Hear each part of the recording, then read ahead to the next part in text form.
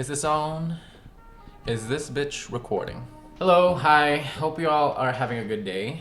I wasn't planning on making a YouTube video today. In fact, I was not planning on making a YouTube video ever. But I woke up this morning with my feed full of people talking about Colleen Ballinger's apology video. And I have my own opinions that I want to voice out. And so I thought, screw it, let's make a YouTube video. Why not? Now, I don't know all of the details regarding this whole situation. I only watched part of Adam McIntyre's video addressing the situation. But we will be talking about the biggest red flag out of this whole thing, which is sending inappropriate messages to minors. I don't get it. Why the minors? I don't get the obsession. I don't. Before I proceed, I just want to emphasize that these are allegations. I don't want to get sued. I'm too broke. I can't even afford ramen noodles. So, I used to be a big fan of Colleen Ballinger / Miranda Sings back in high school, which was over 10 years ago. I was looking forward to new uploads from both channels, and I remember there was this series that she made with Corey, which we'll go over later in this video. But as I grew up, I started watching her less frequently. In my point of view, her Colleen Ballinger channel, I think she sort of just pivoted towards being a vlog channel, which honestly, vlog channels I find boring. I don't care what salad you had for lunch today, Helen. I don't want to hear how many bowel movements you've had today. That's just me.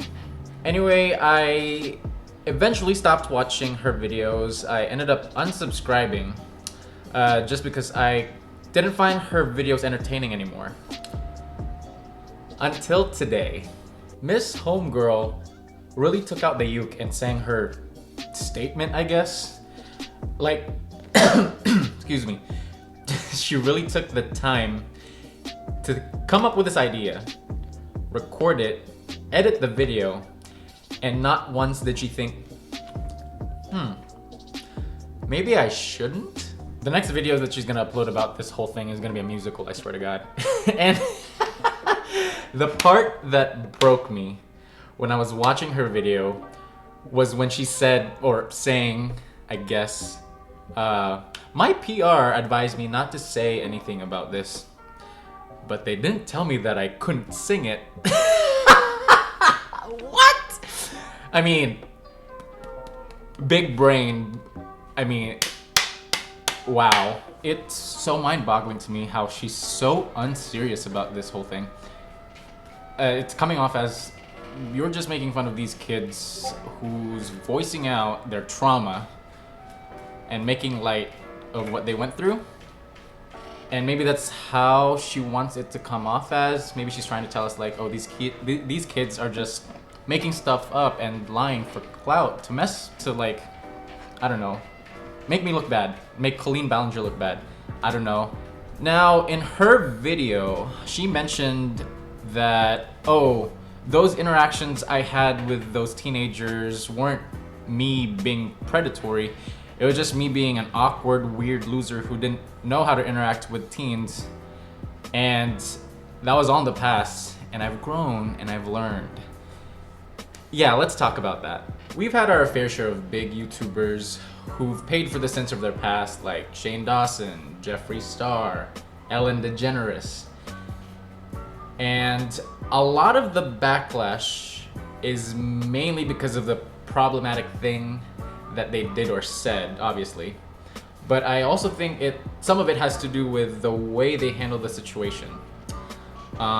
Shane Dawson, just got grilled by the internet with the whole James Charles and Tati and Jeffree Star drama. But this one takes the cake. This was low-key psychotic. And now people are calling Miss Ballinger out for her weird-ass apology without an apology video. And I'm all for calling out people on their stupidity. but a small part of me is just a tiny bit sympathetic to at least some of the people who I think are probably genuinely regretful of what they did in the past. I was a little dookie head myself back then that found edgy content funny. And by edgy content, I mean homophobic, racist, bigoted, transphobic content. Are you not ashamed of yourself? Are you not embarrassed? This is really embarrassing. And I mentioned before about a series that Colleen made with Corey DeSoto. It's called Salmon Labia. For those of you who don't know, it's Colleen playing as Sam and Corey playing as Labia, doing arts and crafts and DIY stuff while making very explicit sexual innuendo commentary. Yeah. I found it hilarious back then, being the edgy, cringy teenager that I was. But I don't know. If you're a content creator with millions of subscribers, fully aware that a majority of your audience is children,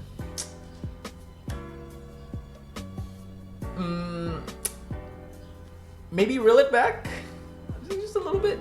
Now, I myself like to make dirty jokes to my friends just to get a reaction out of them. But here's the thing. Here's the kicker. You ready? They're adults. Colleen making this type of content, knowing fully well that kids are gonna be watching. It feels like as if I were to go up to a kid and tell them a dirty joke, like, We live in a day and age where a whole ass generation is trying to heal from their trauma. And there's people who have to answer for the damage done. Now, some of them could hold themselves accountable and be responsible and take action.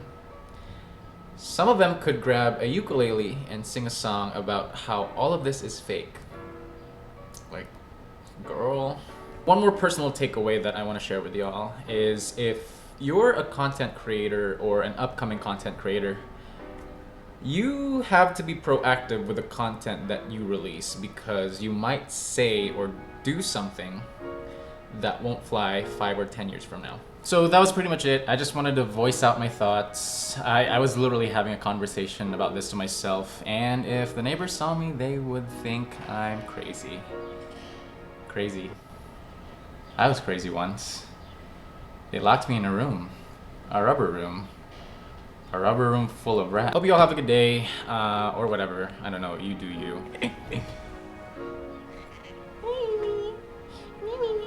Ah, what the fuck?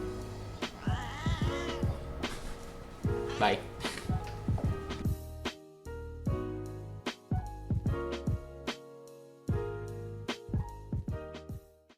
How do you know what's good for me? That's my opinion!